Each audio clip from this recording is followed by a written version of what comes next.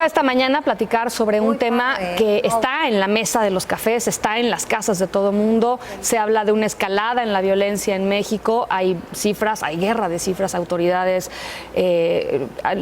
locales, autoridades federales, están también las organizaciones sociales diciendo algunas de las cifras están mal. Es la violencia en México. ¿Qué está pasando en este arranque de año? Vamos a platicar esto en la mesa de Despierta y para eso está con nosotros Isabel Miranda de Wallace, presidenta de Alto al Secuestro. Isabel, bienvenida. Gracias. Jorge Chabat, analista del CIDE. Bienvenido, gracias, Jorge.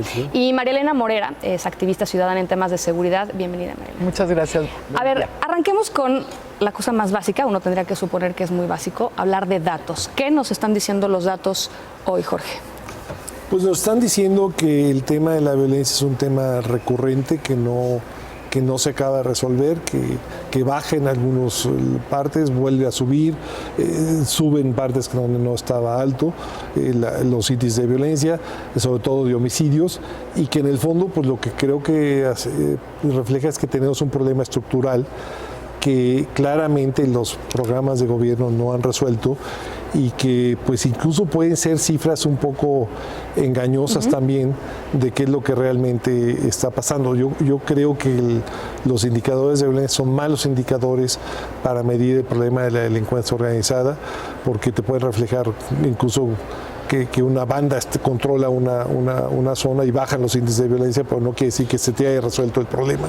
Entonces sí nos dice que es un problema que está ahí, que es endémico, que no se ha resuelto y que seguramente va a seguir estando ahí con altas y con bajas lamentablemente los próximos años. Ahora sí hay un repunte. Gente de la propia fiscalía dice como no registraban, había un subregistro, escogían cuáles sí, cuáles no. Esto nosotros lo hemos venido denunciando de manera importante en el Secretariado Ejecutivo, lo hemos dicho, y en el Sistema Nacional, que no hay verdaderamente un sistema y un protocolo para la captura de datos. Para que el público, y tú lo sepas, Ana Francisca, ni siquiera tiene el Secretariado Ejecutivo la facultad de auditar a los estados para saber si lo que le están diciendo está correcto o no. Entonces no tenemos cifras. Hay una gran opacidad, por ejemplo, también en el Poder Judicial. No tenemos cifras dentro del Poder Judicial, no las dicen, no sabemos la efectividad entre una consignación o una carpeta de investigación, una vinculación a proceso y una sentencia. No le puedes seguir la pista porque no hay información y no hay datos.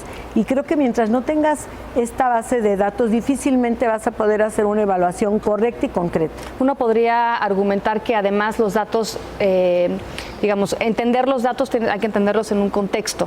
Ese contexto es particularmente importante y es lo que tú has estado diciendo todo este tiempo, ¿no? Así es, mira, lo tenemos que entender en el contexto que no es una violencia, sino son muchas violencias en el país, ¿no? Y entonces si nos vamos al tema de violencias, por su extensión hoy es endémica y además por su persistencia es crónica. Y podría, sin querer hacer una lista exhaustiva de los problemas de violencia, tenemos violencia intrafamiliar, tenemos un problema de falta de servicios públicos a la población, de los servicios básicos a la población que no le permiten convivir en paz. A las comunidades, salud, educación, transporte, salud, recolección de basura, alcantarillado, o sea, esos servicios no se están dando a la población. Esto te genera redes clientelares y violencia en las comunidades. Tenemos, por supuesto, exclusión económica y social y tenemos un grave problema en el sistema de seguridad y justicia, de corrupción y de ineficacia. Entonces, todo este contexto lo que nos da es que por un lado tenemos a los niños que son maltratados, 6 de cada 10 niños han sufrido violencia en sus casas, tenemos 3 millones de niños que viven en situación de violencia constante porque tienen que trabajar y este trabajo casi es en condiciones de explotación, que no van a las escuelas. El sistema educativo es sumamente débil, no solamente el sistema educativo hablando de las escuelas públicas, también hablando de las escuelas privadas. Y en el otro polo tenemos a grupos sociales, ya sea en el gobierno o fuera de que esto lo consideran moralmente admisible. Y por eso es que tenemos un gasto terrible en las campañas, por ejemplo, electorales. Tenemos un sistema legislativo donde todo es negociable, un sistema judicial donde se usa políticamente. Y ahora tenemos también un asunto de percepción ciudadana, ¿no? Aquí se han sentado autoridades en varias ocasiones a decirnos, pues es que bueno, se han sufrido, que ya se han subido homicidios dolosos, pero bueno, han bajado otras cosas. La gente lo que siente es pues, una inseguridad generalizada, digamos, ¿no? Y esto pega en muchos ámbitos de la vida social, política, comunitaria, en fin. Sí, no, y bueno, y hay algunos delitos que tienen subregistro, ¿no? Que no se denuncian totalmente, y claro, los cálculos son de que son mucho mayores. Homicidios normalmente hay un mayor control, aunque también luego aparecen cadáveres.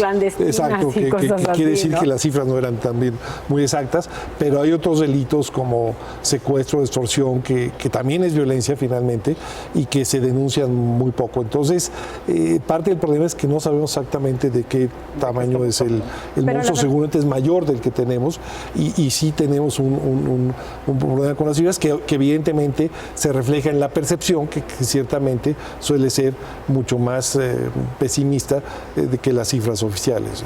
Pero realmente yo creo que el problema de fondo nunca lo hemos atendido, nunca ha habido una política pública que vea la raíz, que vea el fondo del problema. Lo único que se ha hecho en los gobiernos, en todos, ha sido reaccionar ante la violencia y ante la inseguridad. Pero si verdaderamente queremos arreglar este problema de una vez por todas, el tema es multifactorial. Tenemos que irnos a la raíz, que es la sociedad, la familia, la escuela.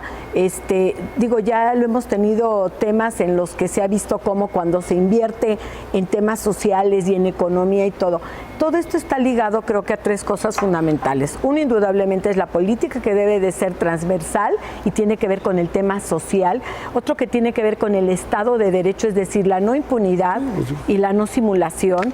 Y el otro, que también no es menos importante, tiene que ver con toda esta política transversal, es decir, en qué estás invirtiendo el dinero y cómo estás invirtiendo el dinero para los recursos.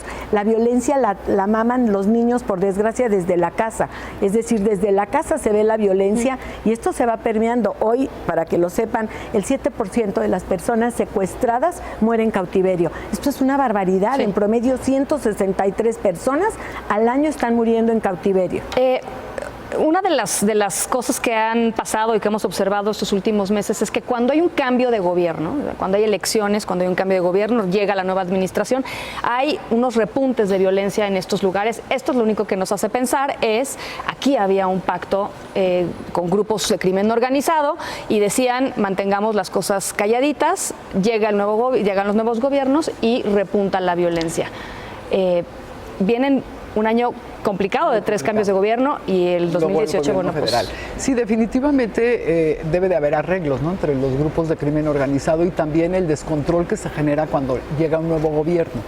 Porque hemos generado tan mal nuestras instituciones que pareciera que las instituciones son de un partido político o de un grupo en el poder, y no hemos alcanzado a generar instituciones de Estado que realmente le respondan a los ciudadanos y tengan continuidad entre un gobierno y otro, y sobre todo lo vemos a nivel de los gobiernos municipales, ¿no?, que cambian cada 3 años, el que llega no sabe ni de qué se trata la administración pública, cuando medio aprende pues ya se va, ¿no? Entonces sí tenemos este problema. También tenemos el problema de las bandas, que antes eran 5 o 6 grupos muy bien organizados y muy fuertes que controlaban prácticamente el tráfico de las drogas.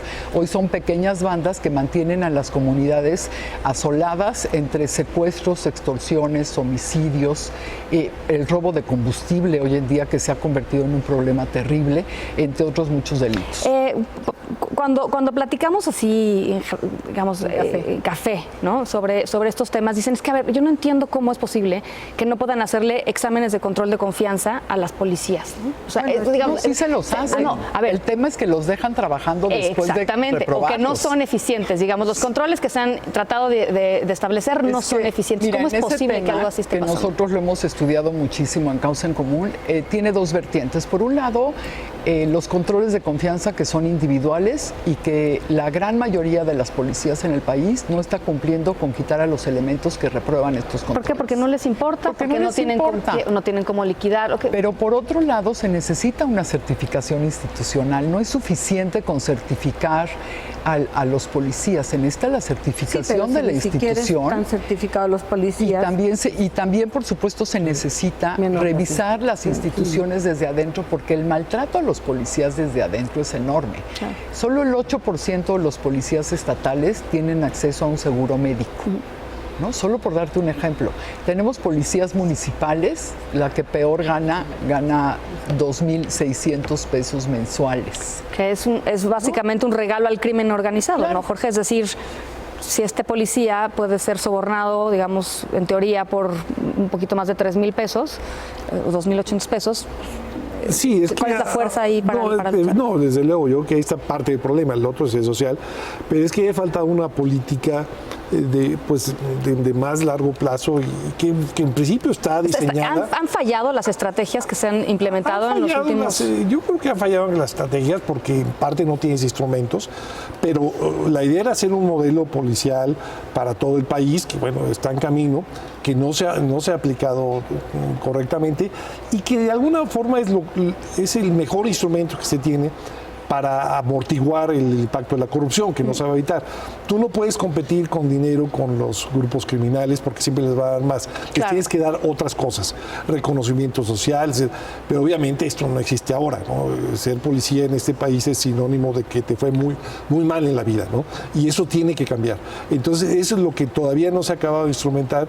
Y bueno, pues claro, tienes policías permeadas totalmente, y no nomás policías, en general instituciones de seguridad, y mientras tú no resuelvas eso, pues evidentemente las cosas no se van a resolver y son presa pues, de cualquiera que llegue les ofrezca dinero y los amenaza, en fin, estamos en una situación Y la complicada. responsabilidad, digamos, por este fallo de estrategia, ¿en qué nivel de gobierno está? Yo creo que están todos, porque todos tienen que ver, el gobierno municipal, el estatal y el federal. Déjame decirte que ahora tenemos a toda esta problemática que ya tenemos, sí me gustaría como focalizar dos cosas. La primera es que hay muchos gobernadores estatales que no tienen la voluntad política de resolver los problemas de justicia y de seguridad en sus estados. Lo vimos el año pasado en Tamaulipas, todo el tiempo estuvo al alza en todos los delitos, era el número 1 por cada 100,000 habitantes prácticamente en todo. Hoy lo estamos viendo con Guerrero, un gobernador que no está metiendo las manos en el tema de justicia y lo único que hace, y de procuración y de policía, es levantar la mano y pedirle al gobierno federal que venga la Marina y que venga el Ejército y quieren permanentemente ayuda. Yo creo que esto es algo que hay que focalizar, que no se puede hacer. Cada gobierno estatal tiene su competencia y lo debe de hacer. Y déjame decirte que aunado a este tema tenemos otro problema que incluso lo acaba de decir el doctor Mancera. El nuevo sistema de justicia penal, el sistema en sí no es que esté fallando, el sistema me parece que es bueno, es transparente, es más rápido. Lo que está fallando es la implementación del sistema. ¿Por qué? Porque ni siquiera se pudo hacer esta conformación, ni siquiera se implementó al 100%. Había municipios que no tenían el kit de primer respondiente, es decir, cómo poder señalar donde había algún homicidio para poder preservar las pruebas. Hoy estamos viendo la indignación de la gente, cómo salen, se dan la vuelta y salen de la cárcel. Ahora, pareciera que digamos que este nuevo sistema se diseñó sin conocer en dónde iba a ser implementado, porque pues, finalmente uno tiene que conocer dónde va a ser implementado para que sea eficiente. Yo diría que más que eso es que tuvieron 8 años para implementarlo y se esperaron hasta el final, entonces el sistema no está bien implementado. Como buen mexicano. Como buen mexicano, pero también a nivel del gobierno federal, no vemos que haya una reacción real, ¿no? Lo más que reaccionan es a decir que realmente no estamos en una crisis, ¿no? O también reaccionan, por ejemplo, con iniciativas como la de seguridad del interior, que ha sido fuertemente criticada por las organizaciones civiles por las grandes ambigüedades que tiene. Pareciera que le queremos dejar todo a las Fuerzas Armadas, que se hagan cargo de la seguridad y de paso de las fiscalías. Sí. Entonces, tenemos un problema de origen, tanto como ya se decía aquí, de los gobiernos estatales, pero también una gran responsabilidad del gobierno federal. Y el reclamo social no ha sido lo suficientemente grande para la crisis que estamos viviendo, ni la respuesta del gobierno, ¿no? Entonces tenemos propuestas desde el PRD hasta Coparmex, que solo aciertan a decir que se vaya otra vez, que se saque seguridad pública de Segov, ¿no? El gobierno federal que no reacciona y los gobiernos estatales que viven en una anestesia moral, ¿no? Que han creado Se lavan un las manos, ¿no? cinismo Eso es una cosa terrible, como- ¿no? Que dice pues que otro agarre el tema de seguridad, ¿no? Y muchos se dedican solo a robar. Bueno, pues les agradezco a los tres estos minutitos para analizar este problema. Muchísimas gracias. No, al Gracias. contrario, gracias a ti. Gracias. Buenos días.